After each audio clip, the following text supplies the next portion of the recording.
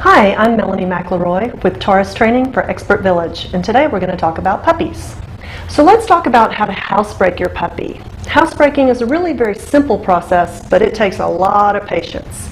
Typically there are three elements to successful housebreaking. First of all, keep in mind that you always want to set your puppy up to succeed. And one way to do that is by never letting him out of your sight, unless he's isolated in a crate or in a small enclosed area. Please see the video on crate training for some tips on how to get your dog used to a crate. So your puppy also needs to be on a very strict schedule. Puppies, typically up until about 10 to 12 weeks, need to go out every half hour to hour. The way to set your puppy up to succeed is to make sure he's empty, and then he comes into the house and has a little freedom. Then he needs to go back in his isolated area, unless you can keep a really close eye on him.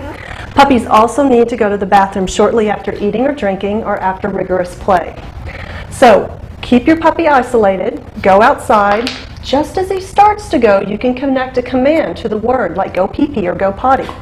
Don't do it when he's sniffing around in the grass, because then go potty means to sniff around in the grass and mess around. Then as your puppy is finishing, you give him a little treat to reward him for going outside. Then you come inside, have some playtime, isolate him again. But what happens if there's an accident? This is the third critical element to housebreaking.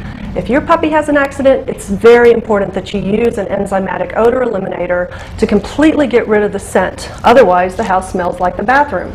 Remember, dogs' noses are much more sensitive than ours. So if your dog goes in the house, if you clean it up with soap and water and you can't smell it, he still can. And again, you're setting him up to fail by setting him up to smell the house smells like a bathroom.